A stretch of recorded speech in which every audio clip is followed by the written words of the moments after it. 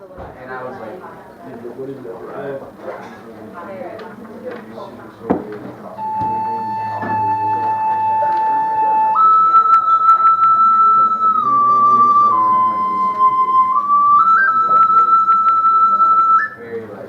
I'm learning like all that stupid hype is like very like what we say, the names that they learn, blah blah blah. And the stupid little things that shouldn't matter.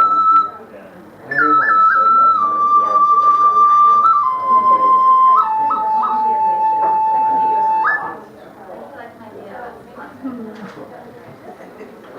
Welcome everybody.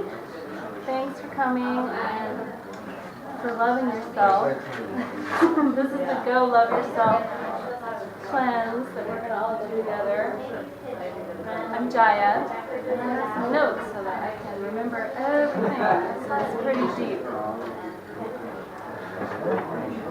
So I was sitting over at Ike's Cafe before we got started, and it's so cool because it's the Wild and Scenic Film Festival in town, and everybody's wandering around. There's all these fresh faces, and there were these two girls that they kept walking around on the street behind this guitar and serenading. And then they finally came in and they sat down, and they were singing this song about being free, basically. So I was like, well, that's such a perfect segue into this whole cleanse, because it's really what it's about, is freeing yourself all the way down to yourself. So I'm really excited to get this work. I'm going to position myself so that the light is not blinding me off the cart. So yeah, I've been studying with Dr. David Jubb for, I don't know, 6 or 7 years. And there was an intensive period where I went back and forth to New York City and studied with him and apprenticed, really, because I was helping him out all the time in his apartment. Do you want to come closer? Right, hear you. Yeah. Yeah, there's a lot of sound. So as close as we can get. Okay.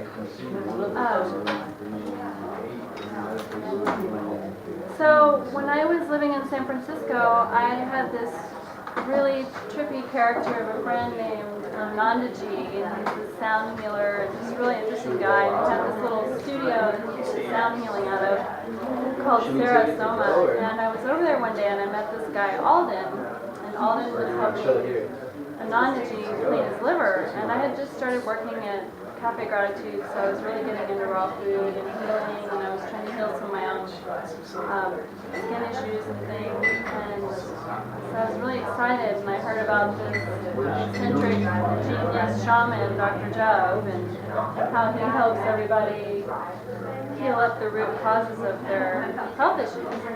So I got his books and I started studying his work, and then I started dating this guy who lived in New York, or he had family in New York, so we went to New York and we got to meet Dr. Jubb. And so that was just a really pivotal time for me, because he really, beyond what anyone else had shown me, he illustrated the root cause of all my health issues. And I have been searching for years trying to find answers.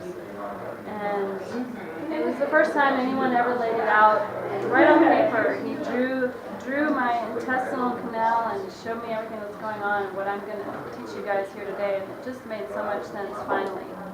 So, and then I guess probably a year or two later, I was in Mount Shasta, and there was a raw food retreat, and he was going to come and speak, so I got to pick him up from the airport, and that's when we got to be friends. And then I was meditating on the mountain one day and was trying to find out who my teacher was. I was like in this young, inspired state. I want to know her, I want a teacher. And meditating, and I hear this little girl voice in my head. It's only like the second time in my life I've heard a voice in my head, and she goes, "You have a teacher, he needs your help." So then I got this flash of Dr. Jubb, and then I found out about his Phoenix Physician training, and that's how I ended up going. And Phoenix esthetician training, you learn how to read people's bodies, like those of you guys who had healthy wings. He can feel the hands, and we can look in the eyes, and the tongue, pulse, palpate the organs, and see what's going on in your body. And he's a master at it. I'm still learning. And then he taught us how to make people's ears cleanse and all the background of it. So, is this interesting, people? Yes. So, if you have a book, you can follow along. If you don't, you guys have one there. And the ones that aren't recorded, just make sure to pull it here. Oh, and you get it. That's right. So that's so,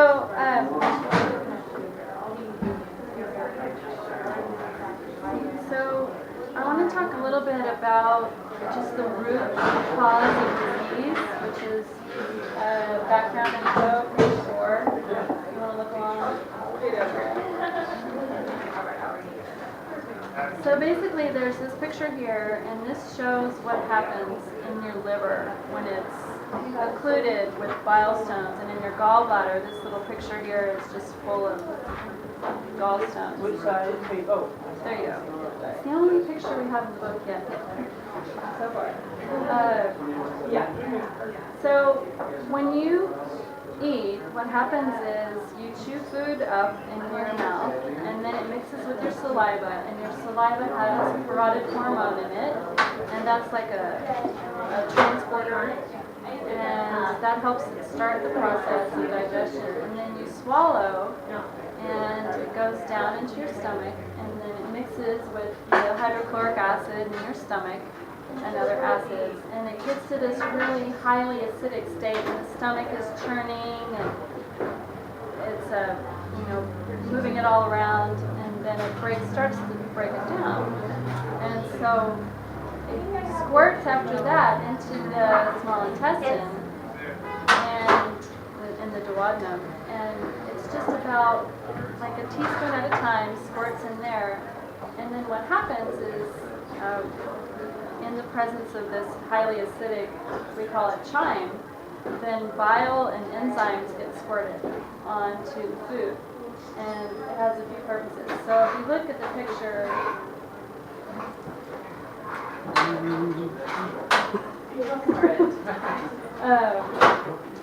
if you look at the picture, the stomach would be right here, and then the food is coming into the small intestine. And this little duct right here, it's called the sphincter of Oddi. And so when the food gets to here, then the sphincter is shared by the pancreas and the gallbladder and liver. So the bile is coming out of the gallbladder and it's squirting onto the food inside the pancreas. So as you can see, there's these little stones in this picture, and that's going to affect bile flow and flow of the enzymes from the pancreas. Now what the bile is used for in our body is that it has two main purposes, and that's to emulsify fat. So like for instance, when I learned to make a smoothie from Dr. Deb, we were actually doing an emulsification process at the beginning. You put hot water in and some kind of fat like coconut oil and some salt and sweetener, and you blend all that up, and it's dispersing the fats into these tiny little molecules so that they can be evenly dispersed through the smoothie. Well, that's what happens with bile in your small intestine, is it's helping to emulsify fat. So that's its main fat digestion purpose. So people that have occlusion with their bile, they have a hard time digesting fat, especially saturated fat, because it's very saturated in fat. The other thing that bile does that's really amazing is that it neutralizes that extra acid state of the food as it comes from the stomach. So it's neutralizing the pH of the chyme. Otherwise, it would just keep going through your intestinal tract really acidic. So what happens oftentimes, because most people with normal standard, I would just say Western society diet, most people have bile occlusion, and so what's happening is that this acid is not getting neutralized. And so it's going through the intestines, and the intestines are needing to create all this mucus to create a buffer from the acid. So what happens is you can either, if it's really advanced, you could get an ulcer, because it's like the acid is just pouring into your intestines anyways, or you have a whole lot of intestinal gunk. And that is basically the breeding ground for mold, fungus, yeast, parasites, like all those dysbiotic, like anti-life, anti-oxygen organisms like to live in that kind of fermentative, mucousy state in the intestines. So when we get bile flowing, you're neutralizing that acid, and you're also able to digest the fat. So it's really like, Jeb calls it turning on the tap. So once you turn on your tap, your whole system works again. So people with candida problems, like this is a problem I've suffered with over the years. You can starve the candida all you want, but the second you get any kind of sugar, they're going to proliferate again, because you have this mucus breeding ground for that, and mold, and all kinds of fungus and yeast. And then parasites too. So that's about the background in terms of how it all works in your body. The other thing to note is that the liver, because the liver is our main detoxification organ, it's really important to get your liver working on your side first in the order of cleansing. And there's a couple of points to make about that. So if you could imagine we're in the village and we're living on this beautiful mountain, and we live at the bottom of the mountain, and there's a stream, and there's the stream, and there's the village at the top, and there's all these other villages along this life-giving stream. So if the village at the top is polluting the stream that everybody's drinking from, we're going to basically have to continually be cleaning our stream at the bottom of the mountain, right? Because if they keep polluting, we're just going to have to keep cleaning. So that's kind of the analogy of the liver. The liver's like the top of the stream, the top of the mountain, the top of your digestive stream, and the colon is the bottom, is where everything's exiting. And so colon cleansing, while it can really help with symptoms, it's not a root, it's not like a, what you call a true healing therapeutic. It's not going to get to the root of it. It is true that your colon can be very dirty and full of mucus and dysbiotic life forms. And you can clean that, but they will continue to come back, and the mucus will continue to build unless you clean the liver and the gallbladder and get your bile flowing again. So that's kind of the background of that was the thing when he drew all that out for me. I was just like, no wonder I can't get rid of the freaking candida, because it just keeps coming back, because the mountain's still dirty at the top. So that's the background.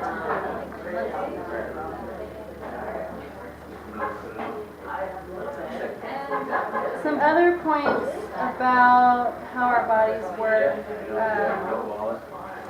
Another thing that happens commonly when there's the mucus breeding ground for fungus and all of that is that fungus, candida especially, will bore a hole into your intestinal wall. It's like it grows legs, and that creates leaky gut, and also just all the acidic state can actually, like I was saying, if you get an ulcer or something, it can burn a hole into your intestine. Or not a big hole, but like little bits. And then what happens is that food particles, especially proteins, that haven't been fully digested, and especially long-chain proteins, like we call them strange undigestible proteins. These are things like glutens, gliadins, proteins in legumes, beans.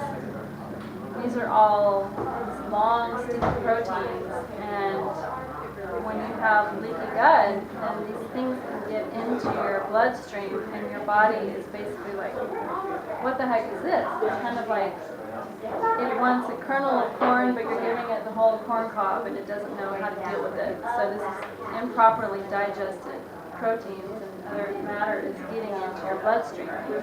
So that's what starts to create food sensitivities.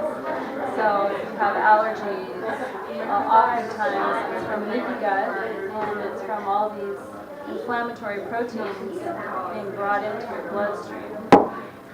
So we have to knock out the inflammatory foods and clean the system so that everything's working properly, and then heal the gut too. So there's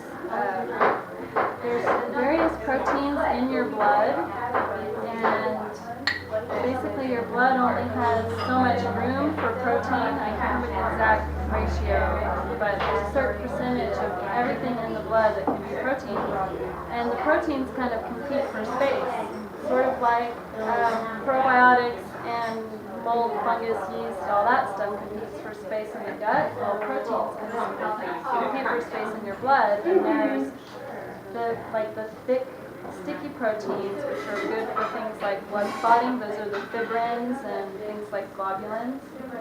And then there's the other proteins, which are like transporter proteins, like albumin. So basically you have these two important systems, things that give kind of the thickness and help heal wounds and stuff. That's the fibrin in your blood.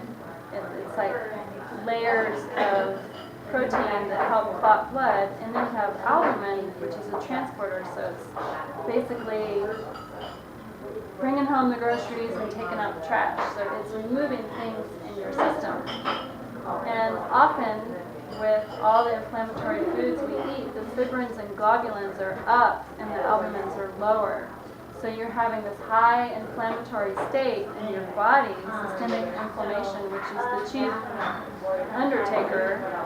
And the albumin, there's not enough albumin, so you're not getting digestion. That's why you could be eating the best food in the world, but if things aren't working, like your tap isn't turned on and all that, then you're not going to have enough albumin to transport waste out of your system and to bring food in.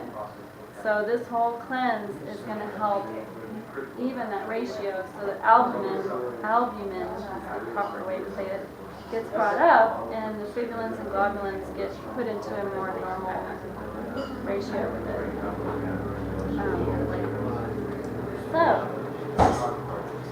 And then it also helps with neoplastic cancer-like conditions, because basically there's so much research being done. If you Google cancer as a yeast, there's a whole book called Cancer as a Yeast that this guy, I can't think of his name, he wrote it.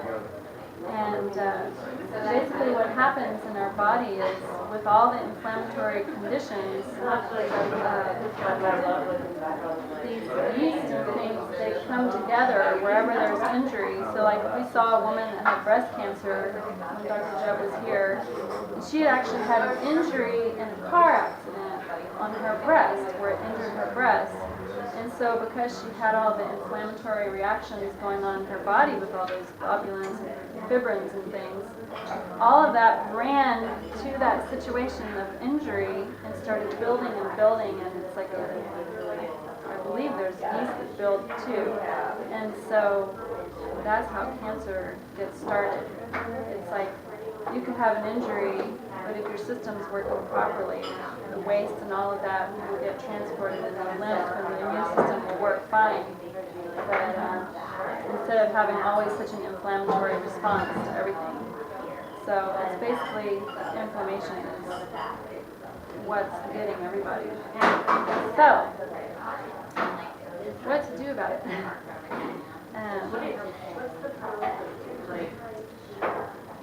So in this cleanse, we are going to be doing all kinds of things to prep the body, and that is actually one of the biggest distinctions of the cleanse versus what you could say find out just on the internet, researching liver flesh. You'll get tons of really bad recommendations on the internet, like fast on apple juice, make your bile build up by not having any oil, and all these things are really unscientifically researched, wacky stuff. So what we actually want to do in our safe and sophisticated system of cleansing is we want to prepare the body properly for removing of all these wastes and reducing inflammation. And I just wanted to say also, if you don't know where the bathroom is, there's a key up there, and you go outside and you can ask up there. And also, if you have any questions, feel free to just go for it, rather than waiting and forgetting your question or whatever. I'm happy to answer questions. I'm curious about the oil intake and how that helps assist in the flushing of the actual gallstones. Okay, we'll get to that in that section. Perfect. But let's talk about prepping the body. So basically, just as a comparison with different systems that are out there. So in this cleanse, we're going to be having our electrical force really high, and we're going to be ingesting really excellent nutrition to totally nourish our body. We're going to be having fat to keep our energy sustained, and you won't be losing muscle because you're not starving yourself. You are giving your body a break from digesting because we'll be doing mostly blended soups and smoothies, but you're not starving yourself, so you can still work. You can actually live a life and you'll feel good and happy and vibrant instead of weak and depleted like in a juice fast or something. We're going to be doing a lot to make sure you're evacuating really well, because evacuation is crucial when you're cleansing. You want to be pooping like 3 to 5 times a day, runny poop, to make sure that everything that we're dislodging is getting out fast. So that's throughout the whole 21 days you want to be going Yeah. and it should be running? That would be great. For the most It's part? very likely it will be, yeah. It doesn't need to be like, oh my god, like laxative. That's the difference between vacutives and laxatives.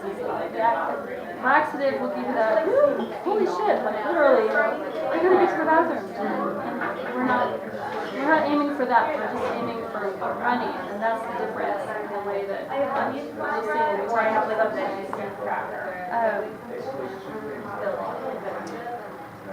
So, I think we can talk about what we're going to eat for the cleanse. So, basically, like I said, it's blended soups and smoothies. No breakfast, unless, I think for breastfeeding mothers, they probably are going to want breakfast, but none of you are breastfeeding mothers. Would a smoothie count as breakfast, or you can have a smoothie for breakfast? Smoothie is basically kind of a meal. It's considered a meal. So Right. yeah, we're not for breakfast. Tea, water. Oh, urine therapy. That's another thing we'll talk about in a minute. But yeah, you can get up in the morning, drink your pee, have some water, some hot tea, and it's amazing when you get used to it. You don't really get hungry until it's probably noon anyway. So about noon would be okay. Yeah. What's like the earliest? Because usually I'm in the habit of having a smoothie in the morning. So what's the earliest you can kind of? I think just play it by ear. I mean, that's one one thing I really want to encourage people is to listen to your body and constantly check in. So maybe at the beginning you might have a smoothie at 10 because you're just really hungry, and then a few days into it you're like, hey, now I think I can push it back to 11 and noon. And so feel into it, and you're your best doctor. I don't want to be very formulaic about anything, including doses and everything. I mean, there is a formula. 131. Be kind of gentle about it. I think might be the most challenging thing for me because I feel like a zombie every morning. I really like that. It really stresses me. And I've got a couple of problems. I need to eat something, and if that can go away, just say gradually. Yeah. Yeah. I think, like I was telling him, you just do what you can, and if you're starting to feel stressed about not eating, then eat, because, you know, even if it's like a very light smoothie, you could have a smoothie that's just soaked chia seeds with, you know, some protein powder or something. It's very light, but it's not like a big dense meal.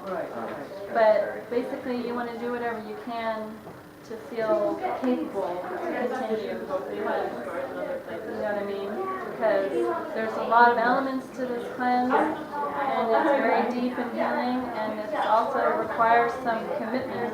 So if you need to take a step backwards to continue your commitment, like I said, you know your body the best. Feel empowered to do what you gotta do. Keep going. And then, so generally speaking, we'll be fasting from breakfast. We won't be breaking our fast until, you know, late morning or early afternoon. It's funny because the word breakfast is like a fast, break fast. Fasting break. Exactly. So we will continue our fast a little bit longer into the day. And then, Don't break fast. right, don't break your fast until later. So, some things to put in your soups and smoothies. And also, you could think of doing sorbets. So there's a lot of things that you can do blended. So let's see, smoothies, you know, your normal like fruit smoothie that you would have in the morning. A savory soup could be all kinds of veggies and oils. You want to put oil in everything you eat. So there's a recipe in the book called Electrolyte Lemonade. It's amazing for cleansing. And it's going to keep you hydrated, keep your electrolytes in balance. It has oil in it. Coconut oil, I think, is the yummiest.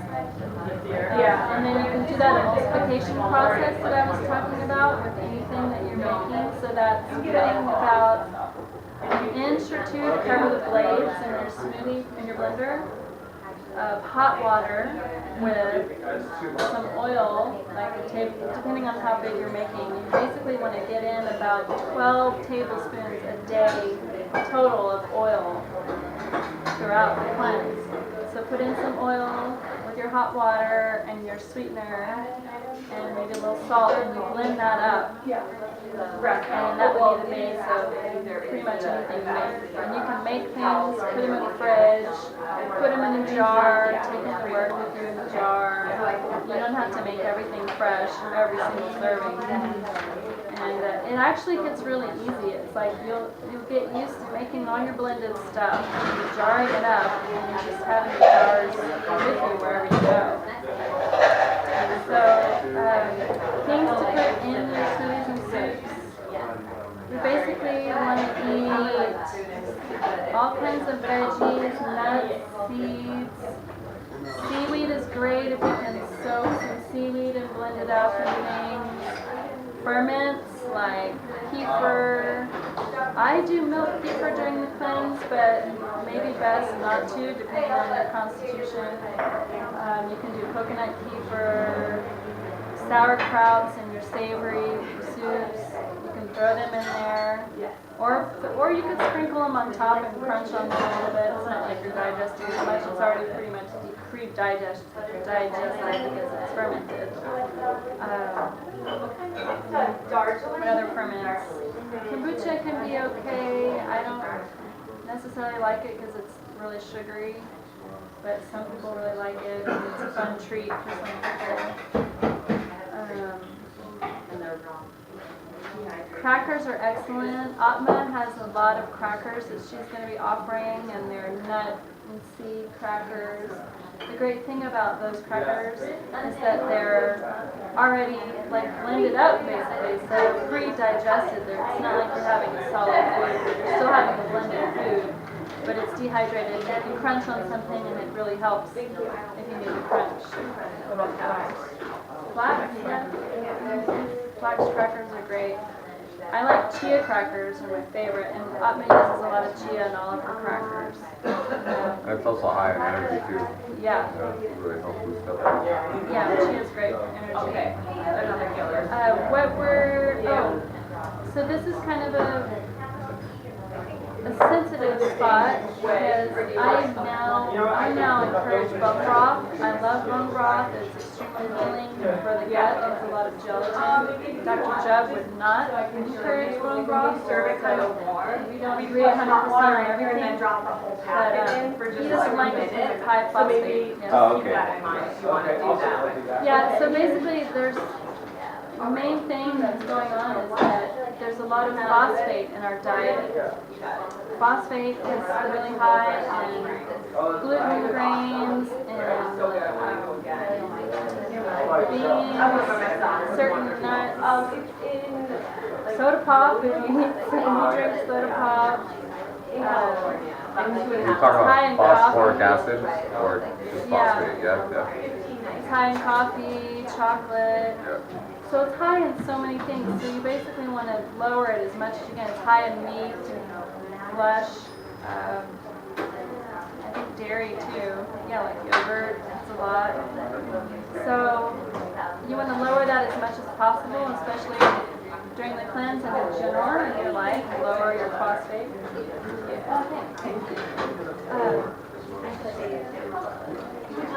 And that being said, there are some things that have high phosphates that I think can also be very healing.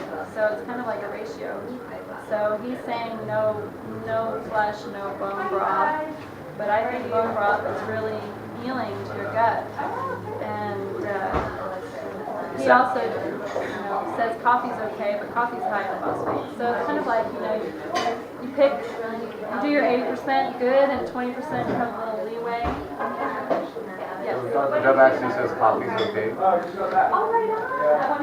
doesn't say not to have coffee. I say to try to avoid coffee. Just I done some research on that. The leading cause of gallstones is coffee because of the oil constitution that comes from roasting it, cooking it to a certain degree. That's why most people are backfilled with gallstones because the consistent regular usage of coffee in a sense. And it's also very taxing on the adrenal glands, and that's why a lot of people think they're getting energy from the coffee, but they're not because it's wearing them down, and they're dependent now on that adrenal power boost, basically.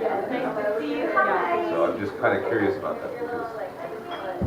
Well, I think that's just part of his like 80-20 thing, do it 80% right, 20%. It's kind of like we live in this world and you want to be able to live in the world and you can choose your vices sort of thing. So for me, coffee definitely, I feel whacked out when I have too much coffee.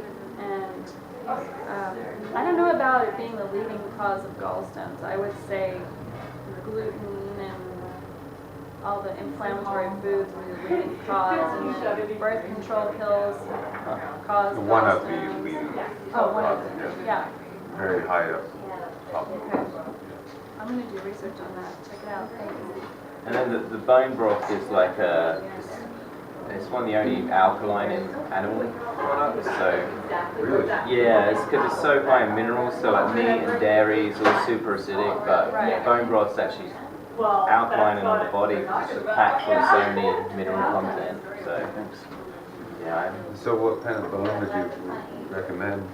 they all have different properties, but they all have different properties. Right. But chicken bones only take 24 hours, and they produce stuff that helps detox the liver. A lot of essential acids that detox the liver. What do you It use, would Jaya? help. I love this. We have this class and we all get to learn from each other. I didn't know that about chicken bones. That's awesome. Yeah, so you can use chicken bones. You can go to the, like, locally, Briar Patch, you can go there. You can get, You have it in there? yeah, Crystal sells it at Nourish. You sell it by the cup and the bowl, right? Or do you sell it like? It's an 8-ounce retail bar. Okay. Where is that at? It's at the bottom of the hill. Okay, and it's called Nourish? Yeah, hers is delicious. So what is it? Bone Bone broth. broth? Yeah. You can get femur bones. It's right next to Nevada City. So yeah, they all have different properties. Google recipes on bone broth, and you want to make sure you put apple cider vinegar in there so that it helps us extract the minerals. Wow. And you can do it in a crock pot, you can do it on your stove, you can buy it from Nourish. I really like it. I think its healing properties outweigh this phosphate or, yeah, whatever reasons that people wouldn't want to have an animal product, or it's personal sometimes for people too, and I understand that. I was a raw vegan for many, many years, but I do like bone broth. So I think that's great. You can make savory blended soups and put bone broth in there as part of your liquid, or all of it, depending on how much you have. Do you just put a little bit of apple cider vinegar? Because it Yeah, really is I strong. think It can it's be like a quarter cup.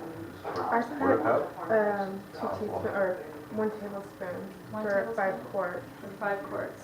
Okay. So it's Yeah, not too 5 much. quarts. Yeah, that's a lot. Okay, that feels about right. Because it can be really tart, Yeah. strong. I love apple cider vinegar. We'll talk a little bit more about it too. So let's talk about what to avoid eating. So you don't want to have grains, especially gluten grains. They have those long chain sticky proteins again. No meat, no dairy. We're not having solid food as much as possible. Now, that being said, I just want to offer a little caveat. It's kind of like I was talking to you, Annie, about you want to do whatever it takes to be able to continue. So if someday you're just feeling like, God, I cannot freaking go any longer without eating something solid on this cleanse, I'm just going to have to quit. Don't quit. Eat something solid. Steam up some veggies. Or like an avocado, right? Yeah, avocado is great. Yeah. It's solid because it's giving you your fat, and you can have a little avocado on some crackers that Atma makes. With like salt? Oh yeah, Salt's great for the bone. yeah. And let's talk about salt. The best kind of salt is sea salt. I brought some. I've got the goodies here. A quick question, so Yeah. is there no salad? I think blending your salad would be better into a soup. And you can get more in there that way, and then also you're giving your digestion a rest. Oh, here's my salt. So this is called solar sea salt. It's basically sun-dried sea salt. You just want to get sea salt that says it's sun-dried. Like this says not kiln. I guess mostly they use kilns to dry salt. So sun-dried sea salt. That'll make sure that all the elements, trace elements, and minerals are still intact. I believe, from what I've learned from Dr. Jeb, it totally makes sense, is that we want to do salt from the sea because it still has all of its elements and minerals, and it's still more wet and accessible to your body rather than grinding up rocks from the Himalayas and trying to eat that. Those are very drying in your constitution, and they don't have all the natural balance of minerals and elements anymore. And they're not as intelligent as this kind of salt. Like this kind of salt will balance your electrolytes and your pH naturally, whereas the other stuff doesn't. So, yeah, so let's see what else. So disaccharide sugars, which he's all talking about these days. And basically what that is certain food is not natural anymore. It can't grow out in the wild, so it's not what we call live food.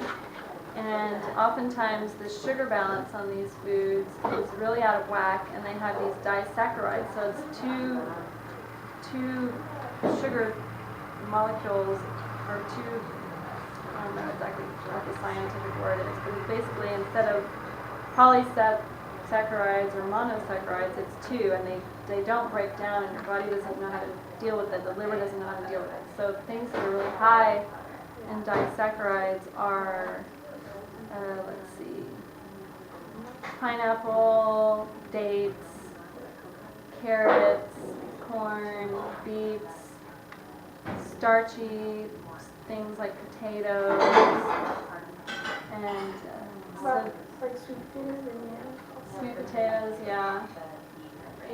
Yeah, yes. And this is what we're going to avoid? Yeah, Okay. we're avoiding these because Avoiding the liver can't deal with it, and that's partly what really aggravates your whole system. Okay. So you can have juicy berries and fruits like apple and avocado, and there's lots and lots of fruits. Banana, no, because banana is way wacky, high disaccharides. Do you know how to spell that? What? Yep, citrus is great. What? Could you spell disaccharide? D-I-S-A-C-H-A-R-I-D. Don't put me on the spot like that. Oh, okay. Thank you.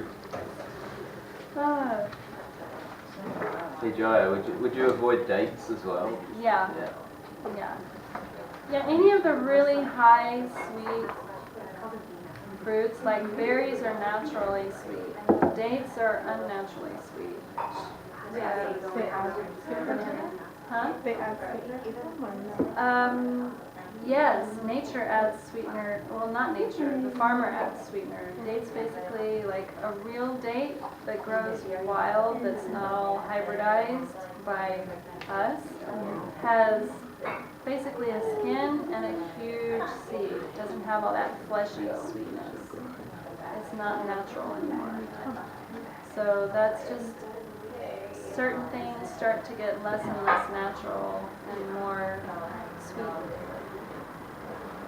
And then when they're out in nature, they can't eco-sterilize themselves anymore against being decomposed by things like mold and fungus and yeast, and it does the same thing in our body.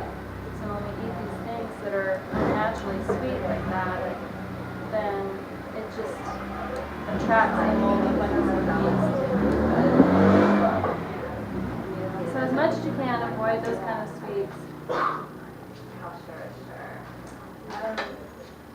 Squashes, anything you would put in a salad typically other than carrots and beets.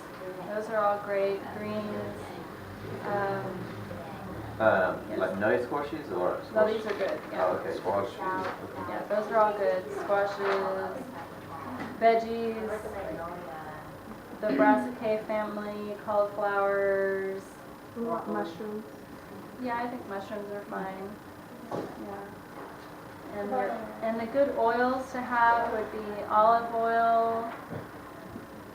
You want to get first cold pressed organic extra virgin olive oil in a dark bottle. And coconut oil is great, also organic extra virgin. And palm oil is great. Flax oil goes rancid really fast, and so does hemp oil, so we don't recommend that. I feel like I'm forgetting an oil, but maybe What not. about sesame or avocado? I think, yeah, getting fat from avocado themselves. Yeah. Sesame, a little bit here and there is probably fine.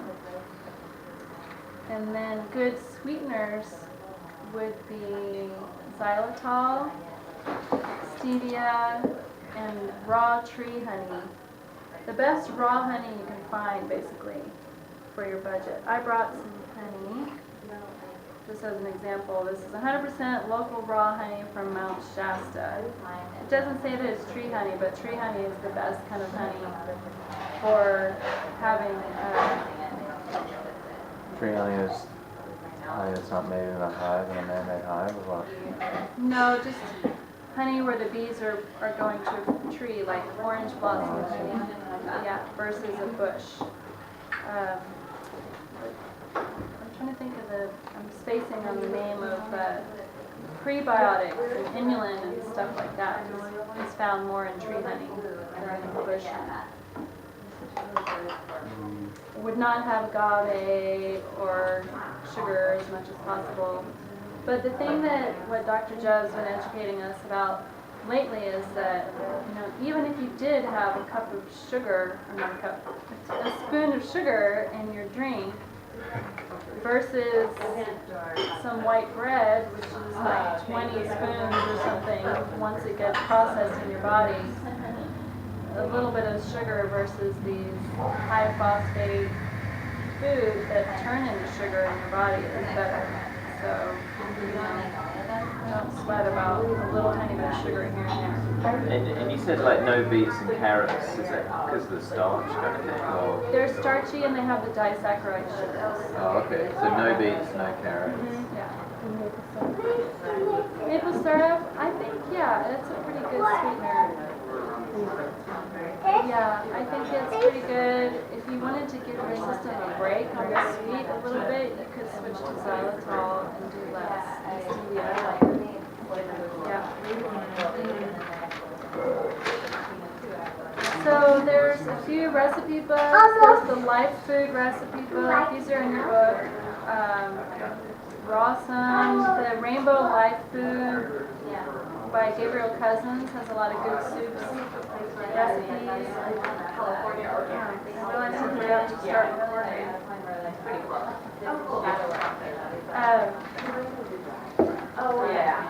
Okay, so that's a little bit about what to eat. Some more things might come up. You're basically having smoothies, soups, you can blend up sorbets, like fruit sorbets, all the electrolyte lemonade, which the recipes in there that you can get in you, the better, and taking a break from eating in the morning, but not breaking your fast right away as much as possible. And then there's things that we're going to do to prep your body other than what we're eating. And just by the way, that food that we're talking about, it is like some of the most nourishing foods. Oh, nut milks are great, so that you're not having such dense nuts by blending them or something. You can do nut milks. Atma knows how to make them really well. It's nice if you mix some oil and sweetener and salt in when you're making your nut milk. You can, Google how to make it. Can you have like say you steam some veggies or something, can you have some Bragg's liquid aminos or something like that? Yeah. Stick Yeah, you can use spices and things like that are good. Yeah. Wild rice. I would, yeah, that's a good point. So you can have seeds like quinoa, wild rice, amaranth, millet. These are all seeds, they're not grains. Like rice is a grain, regular rice, wheat, all those things that they make bread out of. So like wild rice is actually different from regular rice kind of thing? Oh yeah, it's a seed, it's not a rice. It's called rice because it looks like a rice, but it's a seed. So I thought they were saying this seed that would sprout.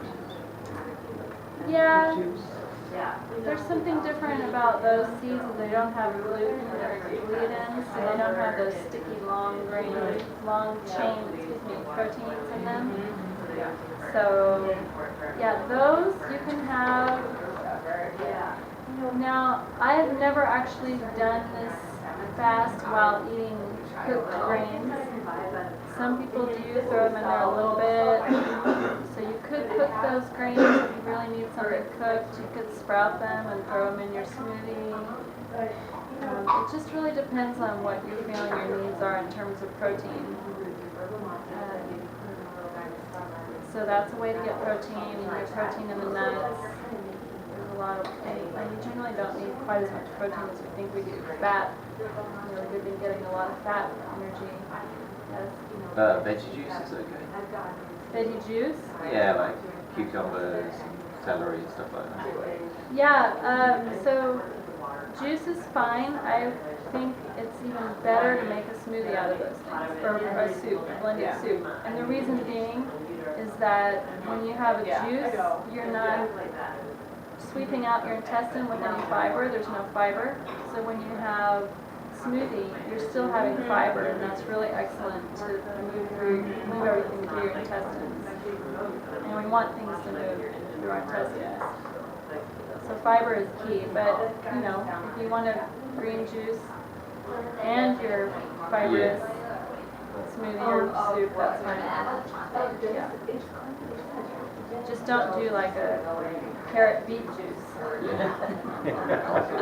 we got tea and water in the morning, maybe just juicing a little bit of juice in the morning. Sure. Sorry. Yeah, I think that would be fine. Okay, and then, so this is what we're going to do to prep our body.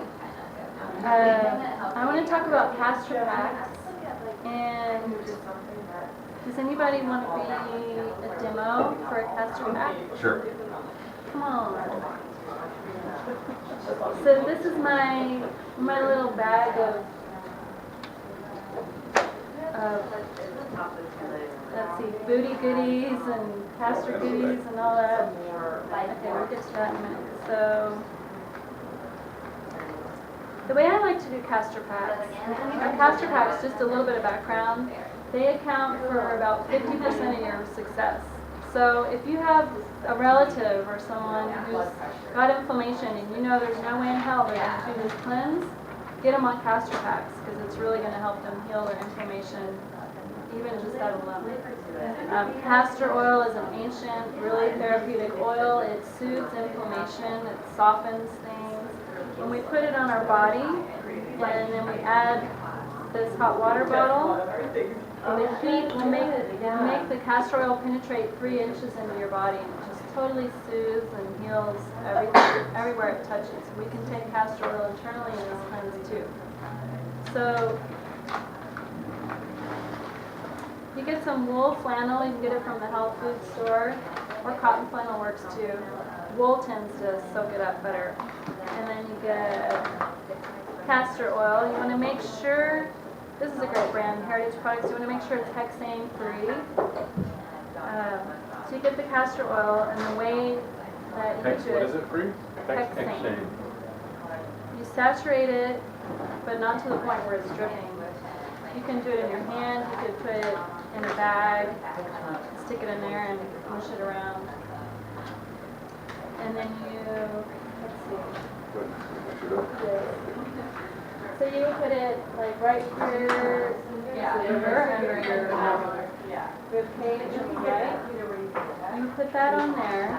Why don't you stand up?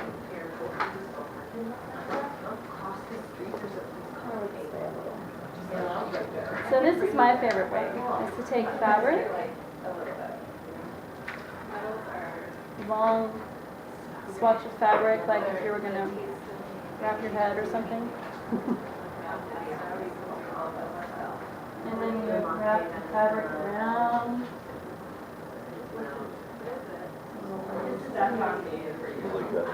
Yeah. So you would wrap that around, and then I take ace bandage. I'm doing a very sloppy job right now. And then you take an ace bandage.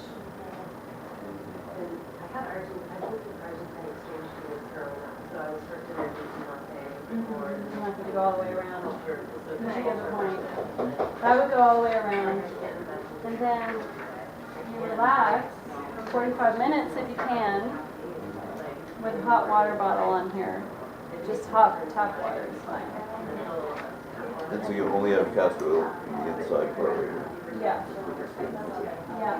Now, if you have to leave the house, you could do saran wrap instead of the fabric and things like it.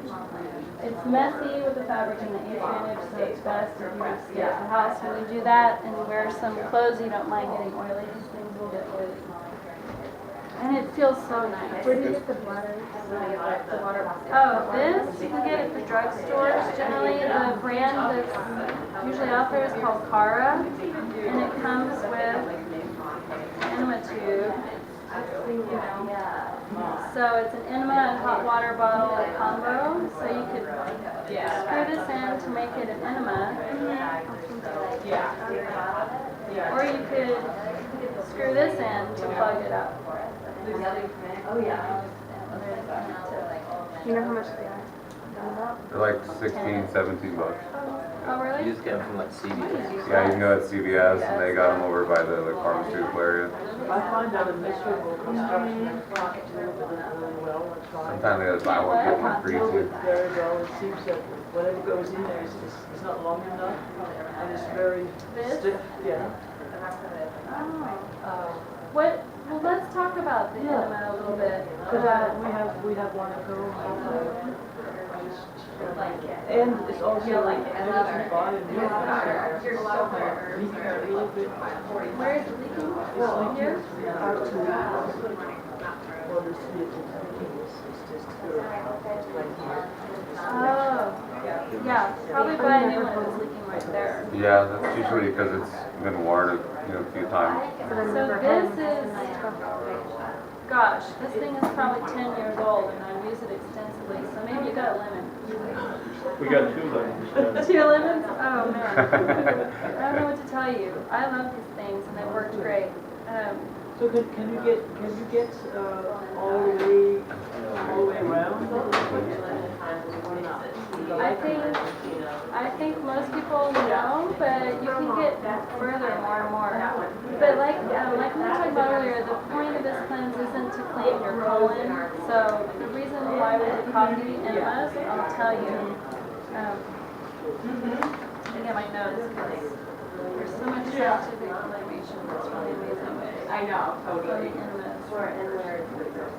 Okay, so coffee, when you bring it in through the back end, I call it either a backdoor Starbucks or a booty buzz. You can get your booty buzz on. So coffee has, what is it called? Theobromine, that's right. The theobromine and the caffeine will go in the portal vein in your liver. So you're bringing it up your butt, and there's a portal vein that'll take it straight up to your liver here. And what it does is the theobromine and the caffeine, they dilate the sphincter of Oddi, this one that we talked about, the one that shares the duct with the pancreas. So this sphincter right here is dilated with the coffee. And so that's allowing for all the stones to come out. And it increases the bile production. It also thins the bile. And it relaxes your smooth muscles. And then it stimulates the glutathione. Yeah, glutathione. Glutathione S transferase system. So that's like your main detoxing enzyme system. And it stimulates that like hundreds of %.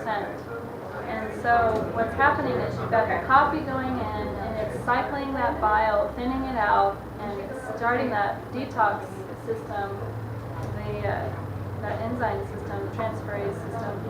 And so that's pulling all these toxins into your bile and it keeps cycling it. If you hold your enema in about 12 to 15 minutes, it will cycle all that through your body, like through your liver. How about 4 long times. do you do it in? 12 to 15 minutes. Yeah.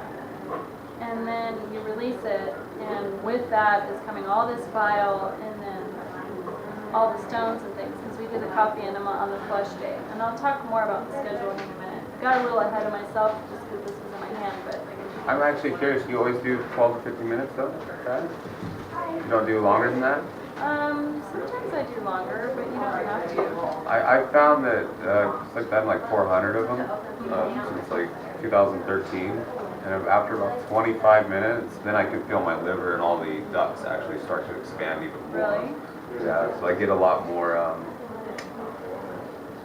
value out of the experience by just waiting a little bit longer. That's why I was just curious. Yeah, I mean, I don't always time it, but I know it's at least 10 or 15 minutes, sometimes longer.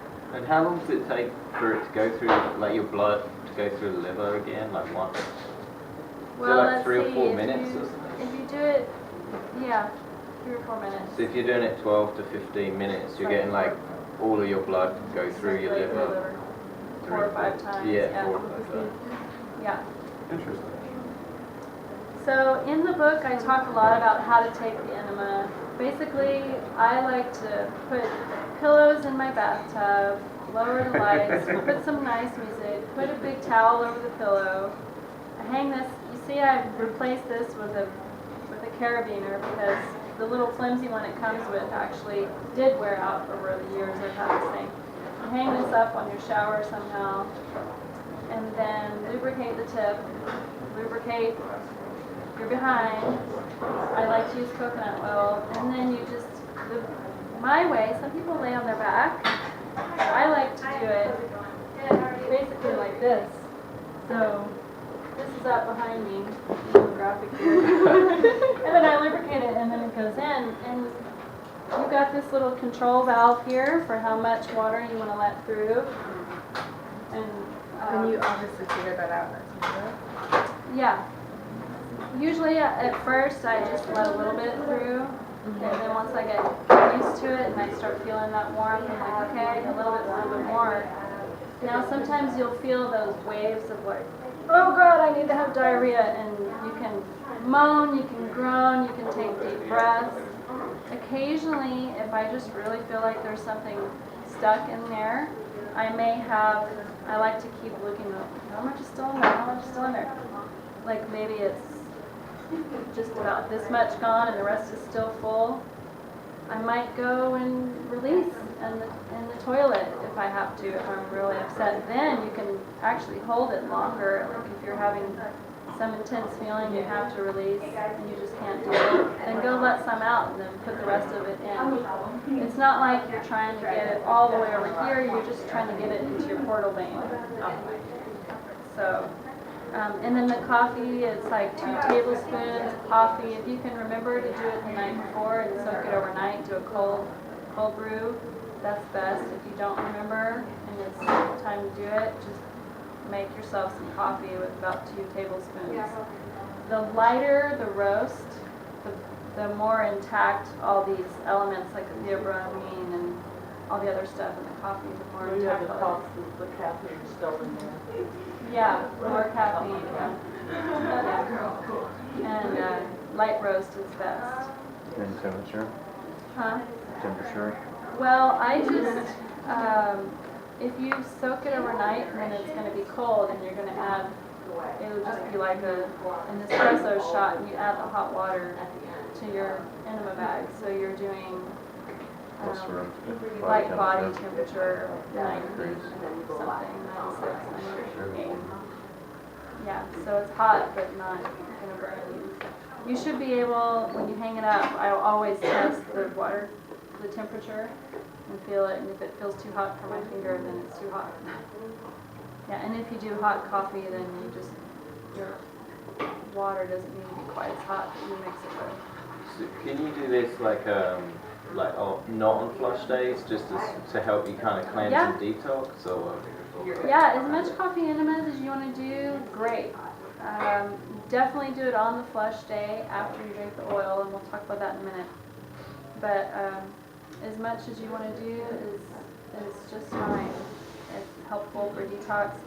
Another thing that I like to do enema-wise is oil enemas. These are more the Ayurvedic enemas. So you can put sesame oil if you have more of a vata constitution, like you get cold and dry and you're more thin and wiry. Coconut oil will be better for pitta. You might have to heat it up.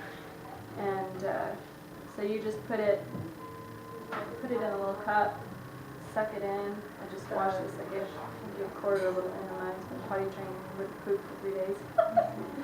So you just suck it up into here. And then this can be a retention enema. You can do this at night or right after coffee enema. It's such a little amount, you're not going to feel the need to expel it. And then what they do in the Ayurvedic practices is that, and I'll do this sometimes with my coffee enema too, depending on how I'm feeling, is you can do yoga poses. You can do like you imagine it, here's your colon is going like this. Food comes in up the ascending and across the transverse and down the descending. So when you're doing your enemas, you can be massaging and jiggling. You'll often jiggle like this and feel the water jiggle around. And this is, you know, as I'm in position, I'm jiggling and getting a little oil and massaging. And then if you want, you can do things like, you know, downward dog to get it to come up and over and just really play with your body. Feel the different ways that you can get it all over the place. And the same with oil, you could do shoulder stands. You can be creative, you know? Be creative and all over the place. So back to prep. So another really amazing thing that we can do to prep our bodies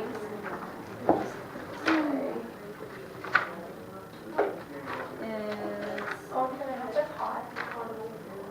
percussion and gallbladder massage. So the castor oil is softening the stones, softening the sludge. Oh yeah, I need to talk about where to put these things.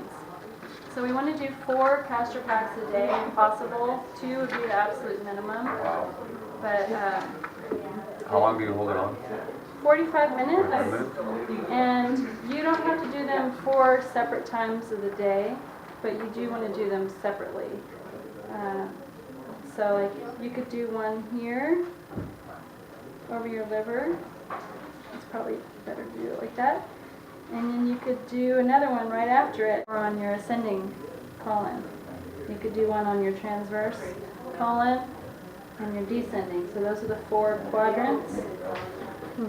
Like 1, 2, and then the liver, and then, yes. Did you do all 4 of those at the same time? No. You can't do them at the same time because it's actually helping things move. So if you kind of like plug up everything, then it can't go the other direction.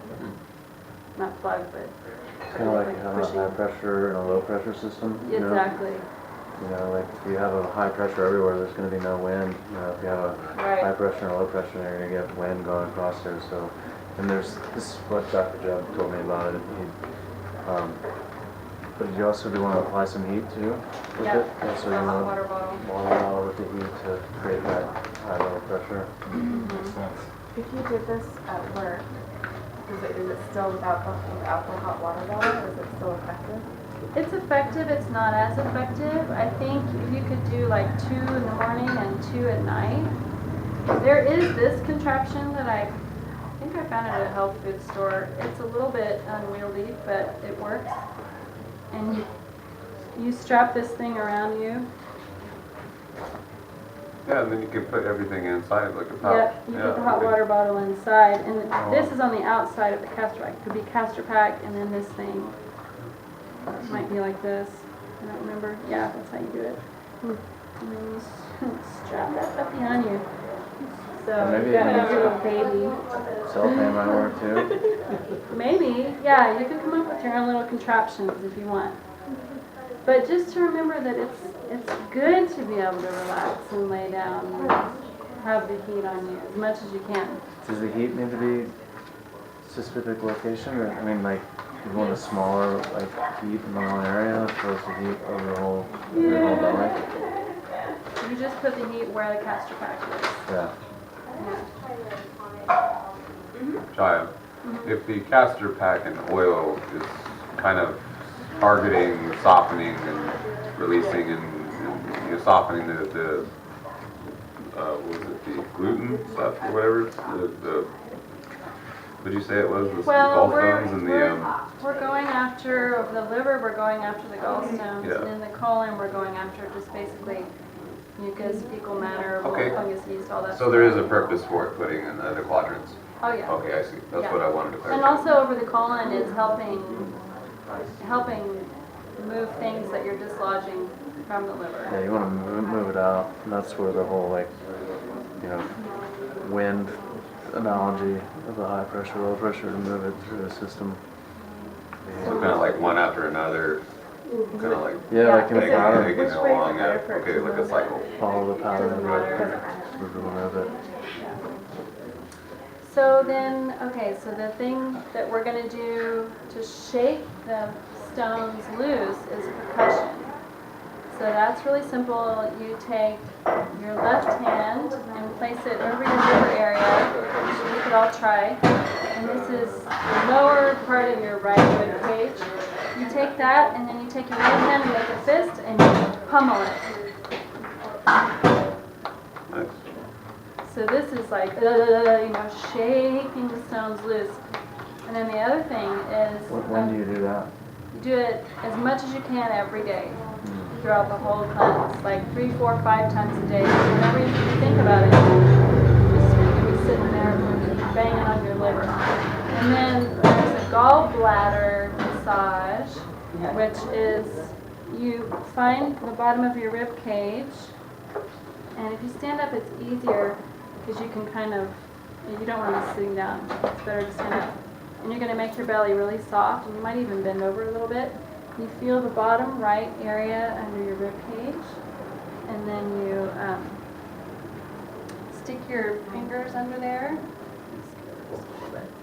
So you stick your fingers under there, and you're massaging, and you're sliding over towards the median, and you're getting up, sliding towards the middle with your fingers, and massaging and sliding and massaging and sliding. And then when you get up to where it makes that upside down V, you kind of go up into the V, and then you smush it, slide it down.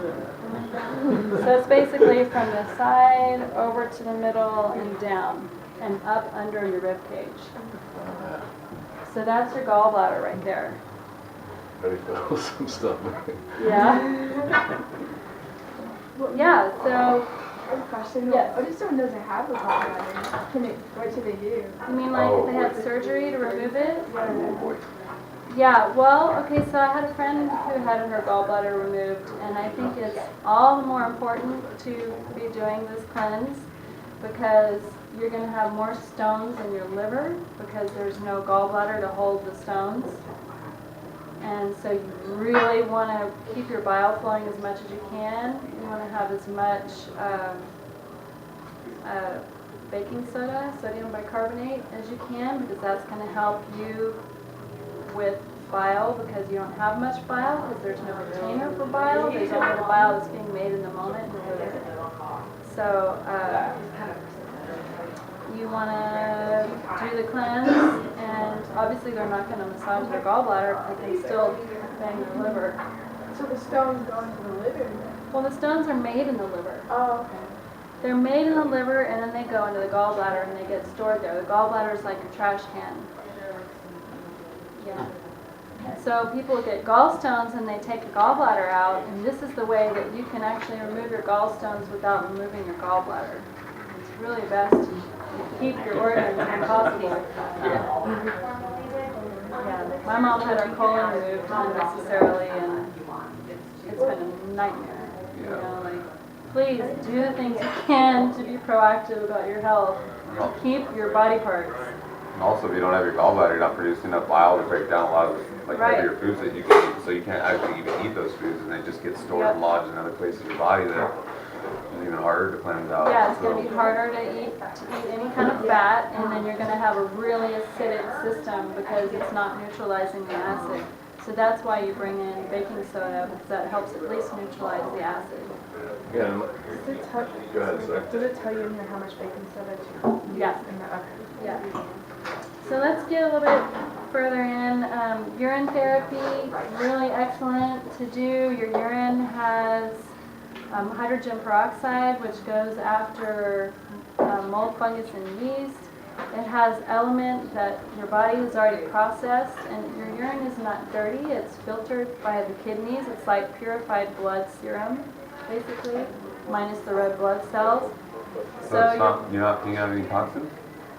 You do pee out a little bit of toxin, but nothing compared to like your poop or just toxins in general that are in your body. So it's like the benefit is much more than the toxic amount. But it's very purified. It's like purified. It's basically blood that's been purified and sent out minus the red blood cells. So it has things that we've already pre-digested, so you bring them back in and it just immediately brings it right into your cells, so you're getting a lot more nutrition when you drink your urine.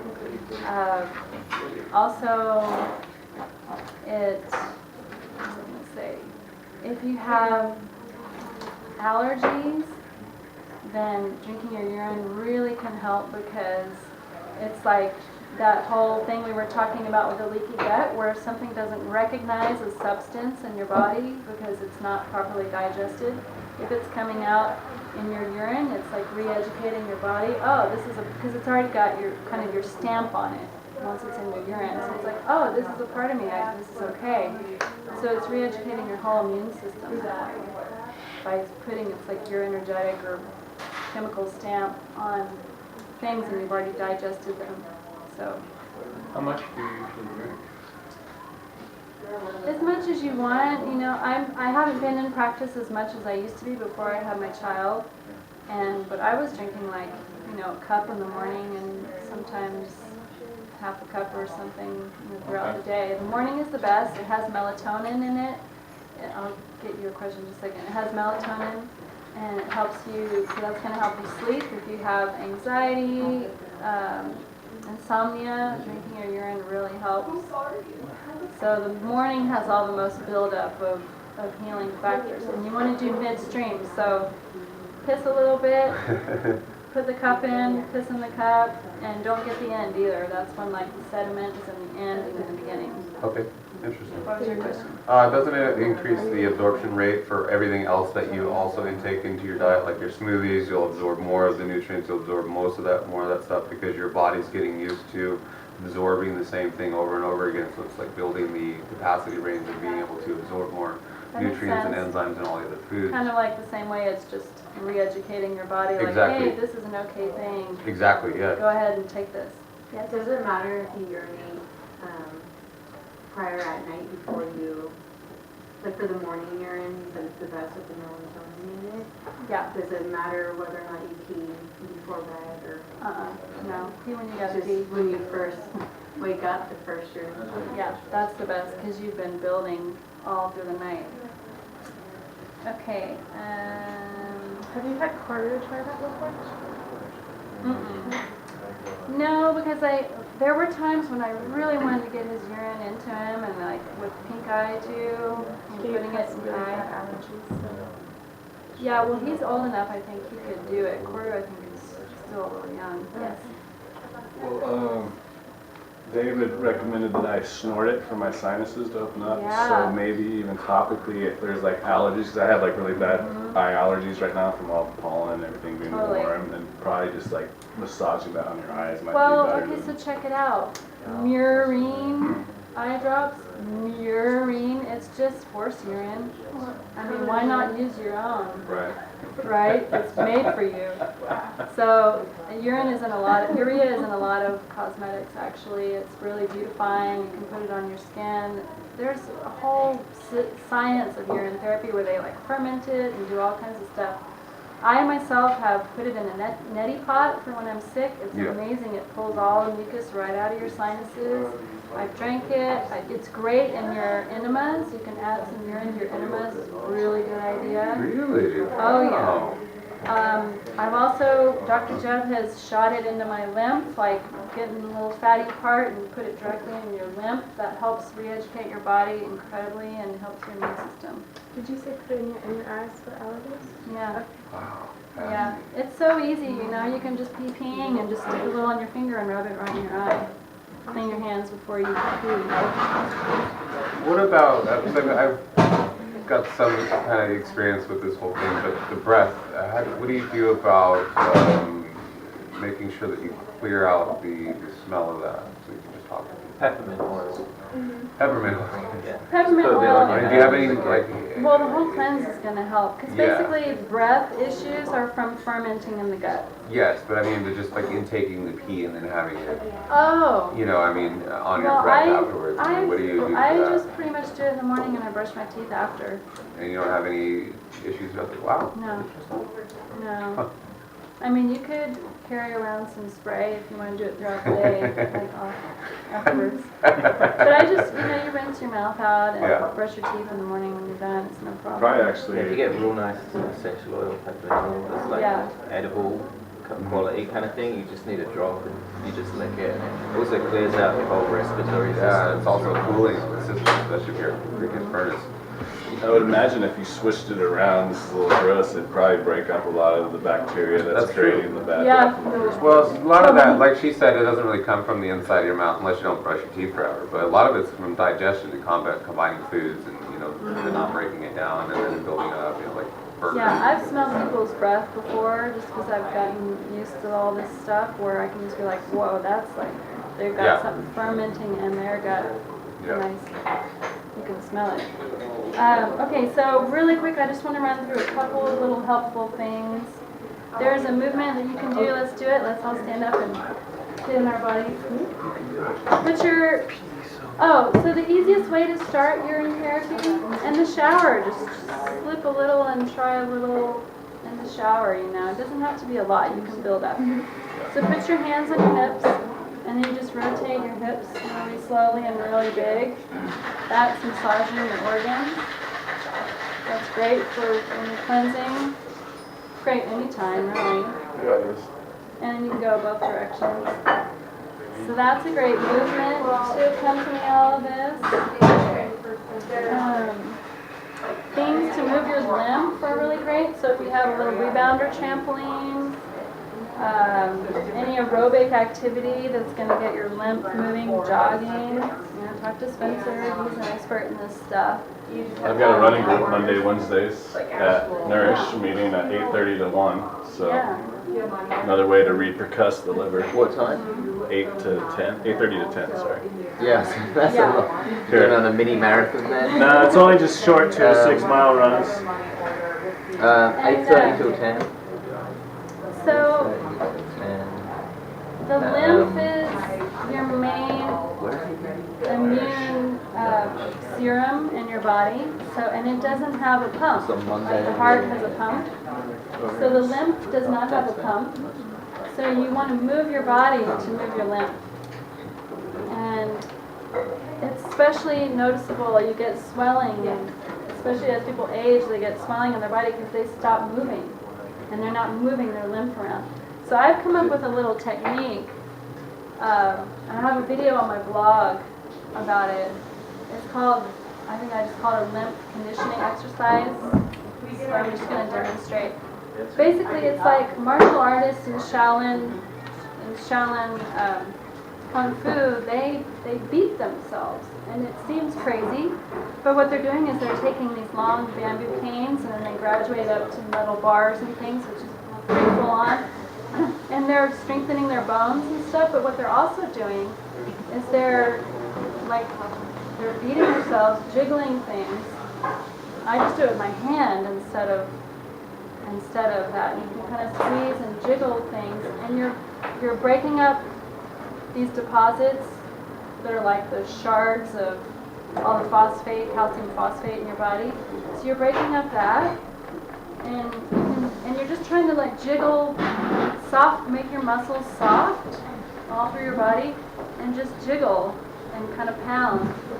And that's so great for moving your lymph and breaking up these deposits. So that's really helpful to do. You can do it wherever, and you can kind of beat your butt. And it feels really good. You feel all exhilarated afterwards. So that's very helpful to do. Even rest. Rest is so crucial. We try to get away with less rest than we need. And we have to pay for it later. I'll just go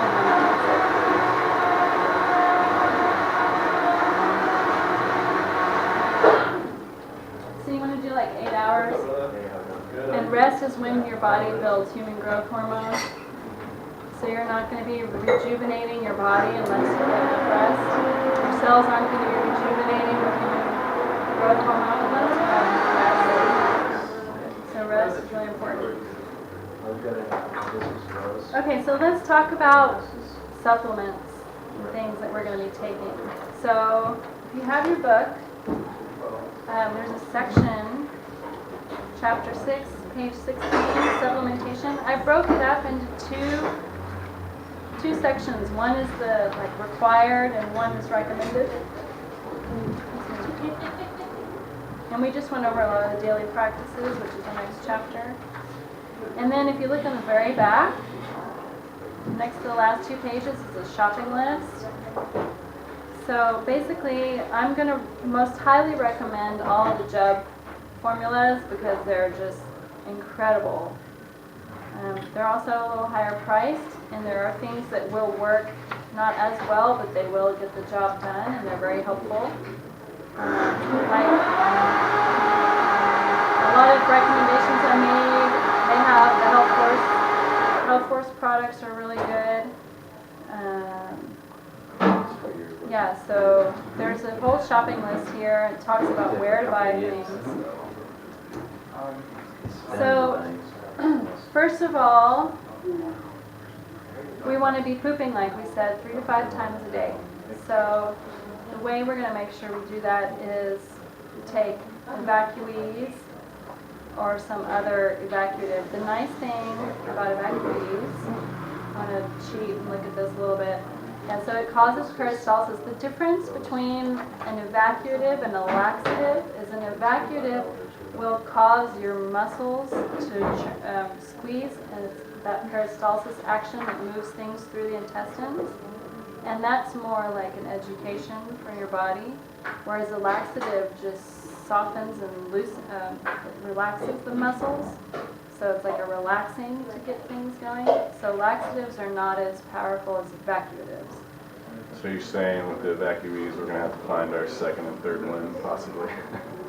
Second and third wind? Because it sounds like there could be some cramping or some discomfort with evacuees, maybe? No. I mean, it's just the normal peristalsis that will move things through your system. It's just kind of making sure that's happening. Whereas the other one's like, let's relax everything and lubricate.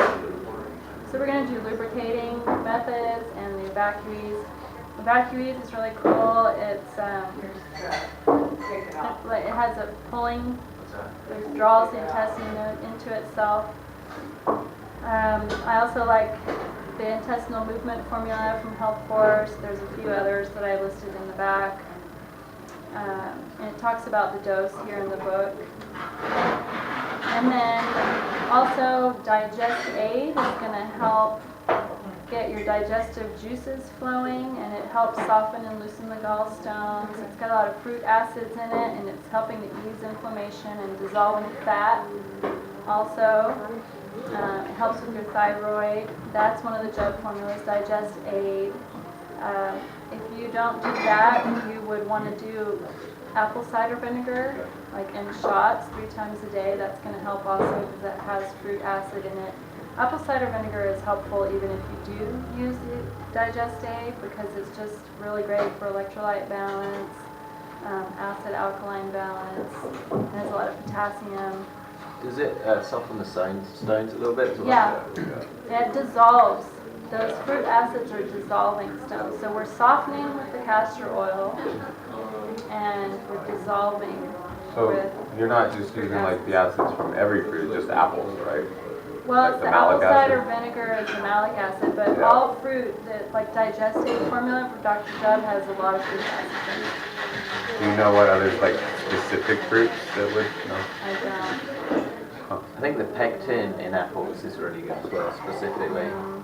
I had Good to heard have. that the pectin out of pears is often better because a lot of the apples have been hybridized. Oh, okay.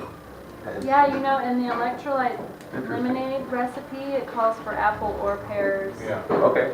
If you can get a fairly old apple that hasn't been hybridized so much, the pectin will probably work a little better.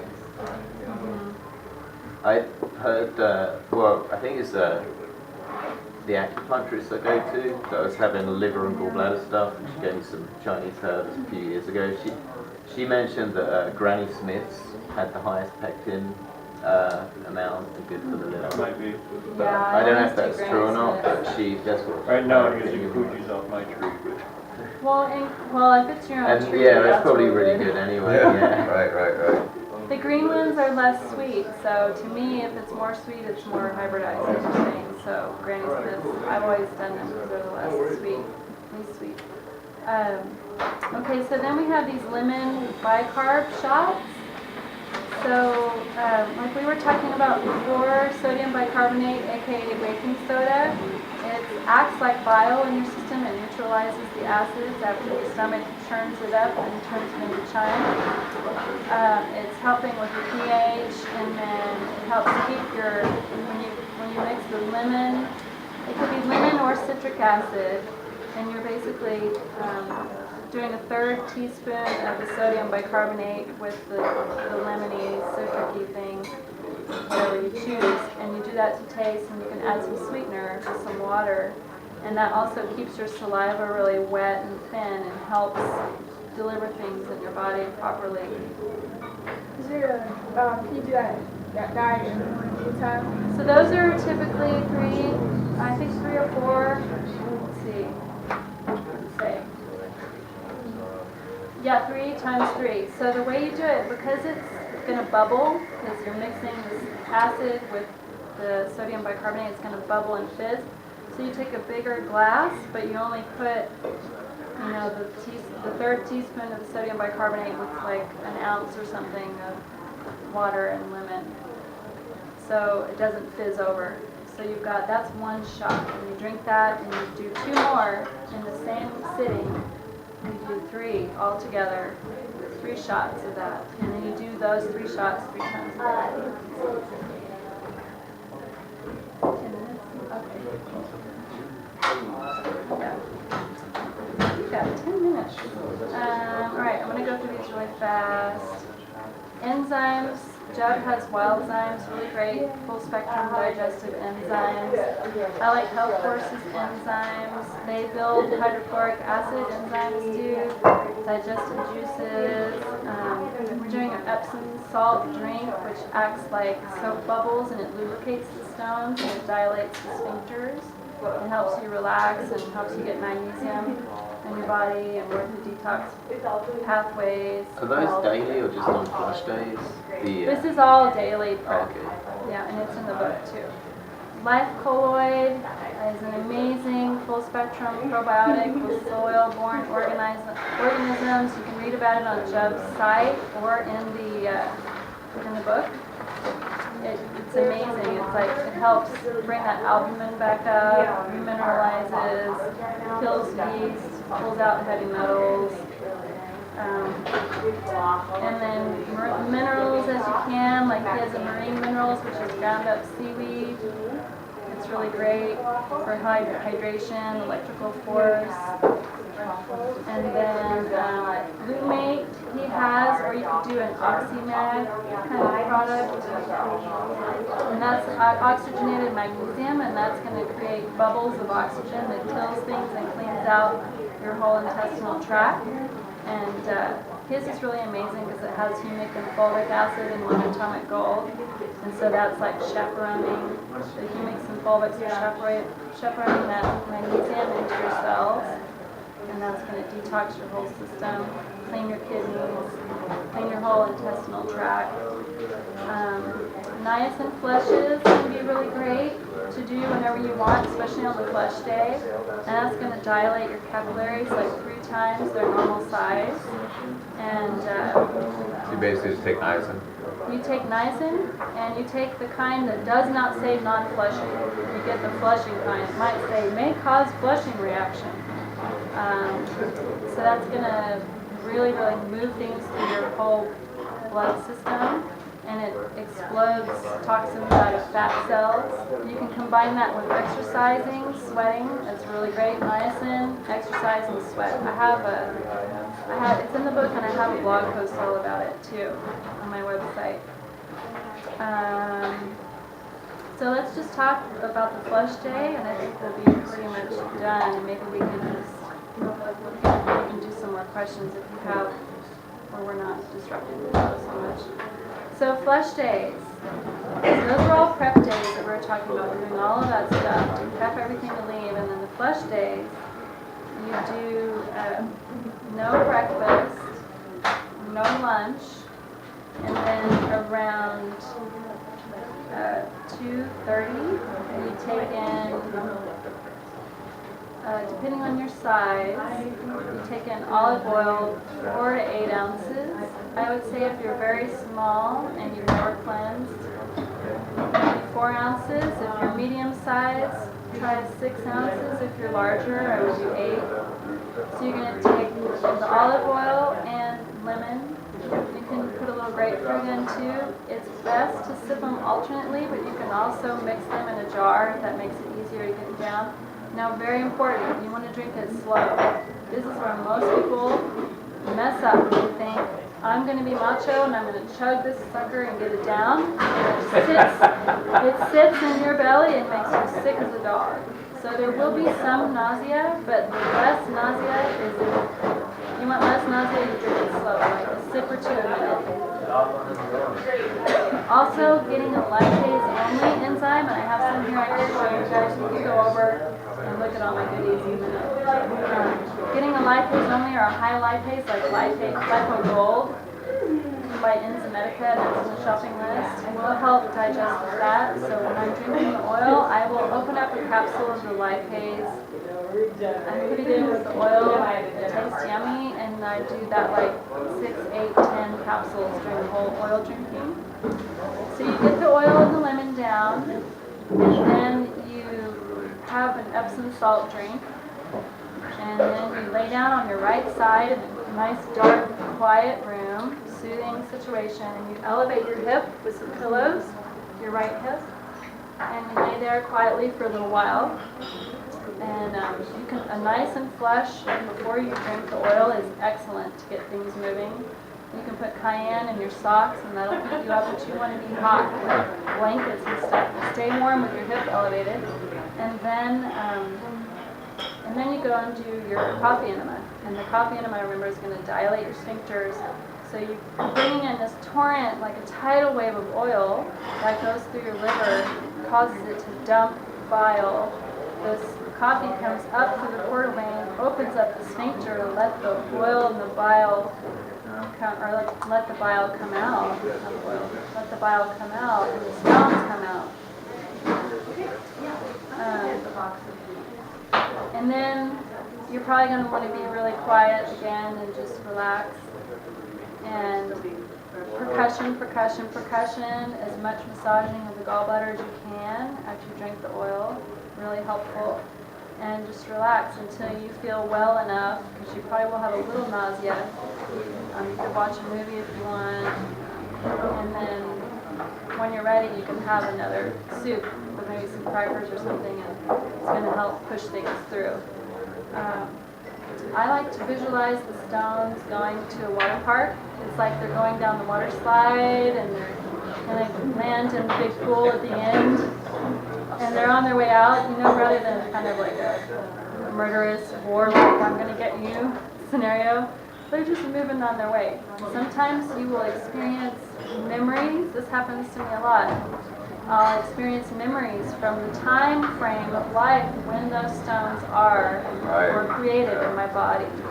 I will experience memories of that. It's really tricky. So yeah, that's the flush day. And all the supplements are listed in here in the back. Hey Jaya, I know it probably says in here, but how long between after taking the lemon and olive oil and lying down and then the coffee? Be kind of shamanic about it, but it's generally like, there's a schedule in here. It's generally about maybe 30 minutes or 45 minutes of laying down. And also depends on how long you take to get it down. Say you take 30 minutes to drink all the oil, 30 minutes to lay down, so then an hour after you started, you're doing your coffee enema.